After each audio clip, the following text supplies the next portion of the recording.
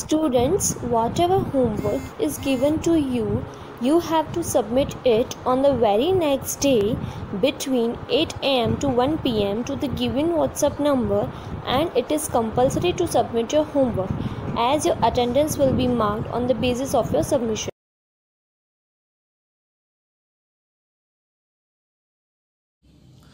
Okay, now students, now let's start question number C.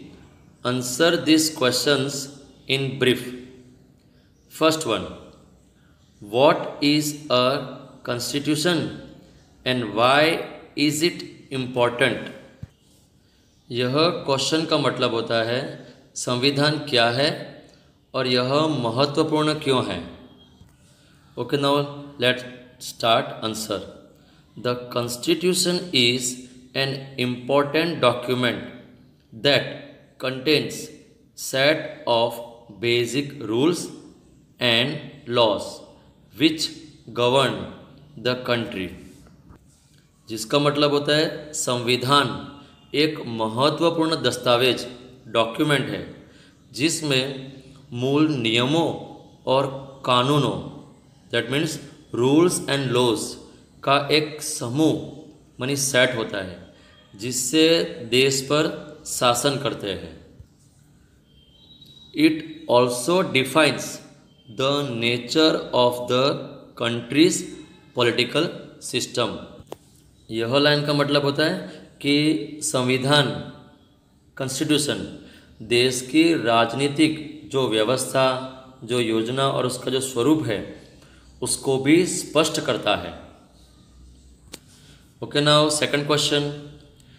Explain how secularism is an important feature of the Indian Constitution. यह question का मतलब होता है कि धर्मनिरपेक्षता भारतीय संविधान की एक महत्वपूर्ण विशेषता कैसे है यह समझाइए. Okay students, now let us start answer. There is no state religion in India. जिसका मतलब होता है भारत में कोई राज्य धर्म नहीं है. Every individual is free to believe in and practice any religion he or she belongs to.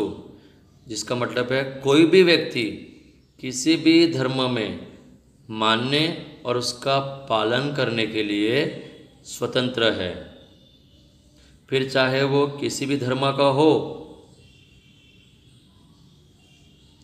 The constitution of India assures the Indian citizens that the state will not discriminate against any individual or a group on the basis of their religion. यह लाइन यह कहना चाहती है कि भारत का संविधान भारत देश के नागरिकों को विश्वास या भरोसा दिलाता है कि राज्य किसी भी व्यक्ति या समूह के साथ धर्म के आधार पर भेदभाव नहीं करेगा, जो भारत को एक धर्मनिरपेक्ष देश बनाता है. Okay students, now let us start third question. What is the twofold objective of the fundamental rights? जिसका मतलब होता है मूलभूत अधिकारों का दोहरा उद्देश्य क्या है. Okay, now let us start answer. The twofold objective of the fundamental rights are as follow. जिसका मतलब होता है कि मूलभूत अधिकारों का जो उद्देश्य जो दोहरा उद्देश्य वो नीचे दिए गए हैं. First one is to provide equality and justice to all citizens irrespective of social and economic background. यह पॉइंट ये कहना चाहता है कि सामाजिक और आर्थिक पृष्ठभूमि के बावजूद सभी नागरिकों को समानता और न्याय प्रदान करता है. Okay, now next one number 2, to provide social justice and liberty, जिसका मतलब होता है भारत देश के सभी नागरिकों को सामाजिक न्याय और स्वतंत्रता प्रदान करना। Okay students, now let us start question number 4. What do you understand by separation of power? जिसका मतलब होता है कि सत्ताओं को अलग करने से आप क्या समझते हैं? Okay students, now let us start answer.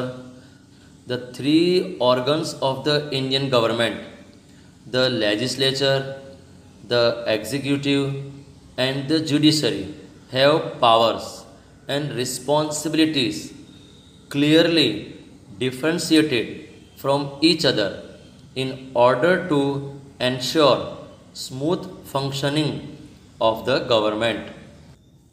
यह लाइन का मतलब होता है सरकार के 3 अंगों,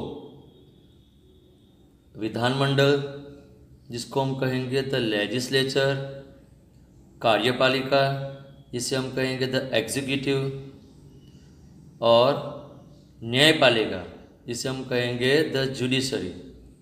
तो सरकार के ये तीनों अंग सरकार के कामकाज को अच्छी तरह और सुनिश्चित करने के लिए सरकार के तीनों अंगों के पास अलग अलग सत्ताएं और जिम्मेदारियां हैं। The legislature makes laws, the executive implements those laws, and the judiciary enforces them. Thus, the three organs work effectively in tandem with each other. जिसका मतलब होता है कि विधानमंडल, that means the legislature, कानून बनाता है। कार्यपालिका जिसका मतलब होता है द एग्जीक्यूटिव, उन कानूनों को लागू करता है।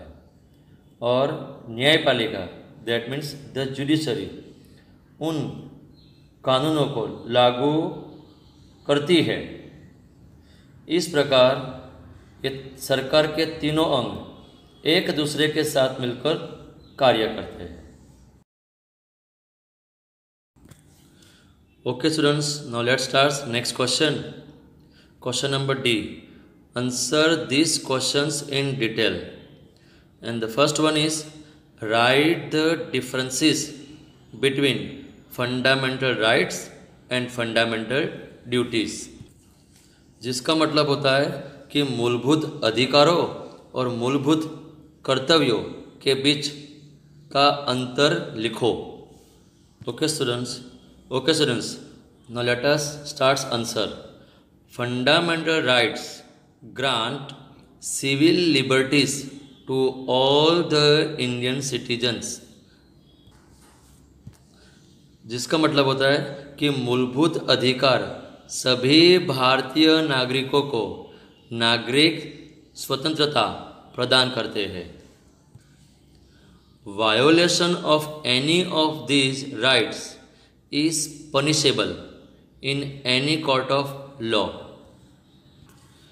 जिसका मतलब होता है इनमें से किसी भी अधिकार का उल्लंघन कानून की किसी भी अदालत में दंडनीय है या शिक्षा पात्र है। The Indian Constitution provides a list of fundamental duties of the citizen. जिसका मतलब होता है कि भारत देश का जो संविधान है वह नागरिकों को उनके मूलभूत कर्तव्यों की एक सूची, जिसका मतलब होता है लिस्ट, प्रदान करता है। It says it shall be the duty of every citizen of India. यह लाइन का मतलब होता है संविधान यह कहता है कि यह भारत के प्रत्येक नागरिक का कर्तव्य होगा। The duties are not justiciable whereas the rights are. यह लाइन का मतलब है कि जो कर्तव्य है वो न्यायपात्र नहीं है, जबकि अधिकार न्यायपात्र है। Okay students, now let us start question number 2. Explain why the Constitution of India is called a living document. जिसका मतलब होता है कि भारत के संविधान को जीवित दस्तावेज क्यों कहा जाता है, समझाइए। Okay now let us start answer. The most significant feature of the Indian Constitution is that it is amendable। जिसका मतलब होता है कि भारतीय संविधान की सबसे महत्वपूर्ण विशेषता यह है कि यह संशोधन योग्य, जिसका मतलब होता है सुधार योग्य है। Keeping in mind the diverse nature of India, the makers of the Constitution made a provision to change certain parts of the Constitution। यह लाइन का मतलब होता है कि भारत की विविध प्रकृति को ध्यान में रखते हुए संविधान के निर्माताओं ने अपने नागरिकों की बदलती आवश्यकताओं को पूरा करने के लिए संविधान के कुछ हिस्से को बदलने का प्रावधान किया। This was done because India is a vast country and the needs and requirement of the people could change. यह लाइन का मतलब होता है कि ऐसा इसलिए किया गया क्योंकि भारत एक विशाल देश है और लोगों की ज़रूरतें और आवश्यकताओं को बदल सकती है। The laws need to be change to keep them from becoming absolute, so it is called a living constitution. यह लाइन का मतलब होता है कि उन्हें पुराने ढंग का होने से रोकने के लिए कानूनों को बदलने की आवश्यकता है, इसलिए इसे एक जीवित संविधान कहा जाता है। Okay students, now let us start question number 3। Why is the 42nd amendment to the constitution important. जिसका मतलब होता है कि संविधान में 42वें नंबर का जो सुधार हुआ है वो महत्वपूर्ण क्यों है। Okay now let us start answer. In the 42nd amendment the terms socialist and secular were added to the preamble. जिसका मतलब होता है कि भारतीय संविधान में 42वां सुधार जो हुआ उसमें प्रस्तावना में समाजवादी और धर्मनिरपेक्ष शब्द जोड़े गए। Unity of nation was change to unity and integrity of the nation and fundamental duties were made a part of the constitution. यह लाइन का मतलब होता है कि राष्ट्र की एकता को देश की एकता और अखंडता में बदल दिया गया था और मूलभूत कर्तव्यों को संविधान का हिस्सा बनाया गया था। Okay students, now let us start question number 4। Directive principles help the government frame policies to promote development and welfare of the people. Explain। ये क्वेश्चन का मतलब होता है कि मार्गदर्शन देने वाले सिद्धांत लोगों को विकास और कल्याण करने को बढ़ावा देने के लिए सरकारी नीतियों के निर्माण करने में मदद करते हैं। समझाइए। Okay students, now let us start answer. The directive principles of state policy were included in the Indian Constitution to provide social and economic justice to the citizen of India.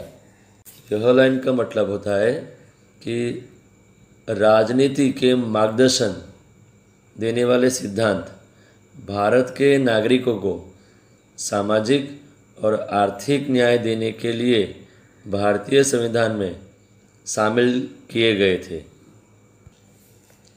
These principles aim at establishing a welfare state in India where there will not be concentration of wealth in the hands of a few people.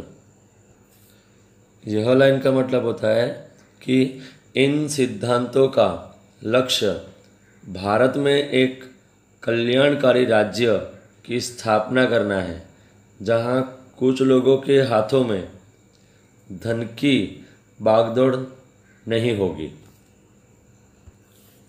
These principles are not enforceable by law. यह line का मतलब होता है कि इन सिद्धांतों को कानून द्वारा लागू नहीं किया जा सकता है। Okay students, now let us start question number 5। The fundamental rights are enforceable and the fundamental duties are not. What are the consequences of this? यह क्वेश्चन का मतलब होता है कि मूलभूत अधिकार लागू करने योग्य है और मूलभूत कर्तव्य नहीं है, इसके क्या परिणाम हो सकते हैं? Okay students, now the answer is we enjoy our rights but often ignore our duties as citizens.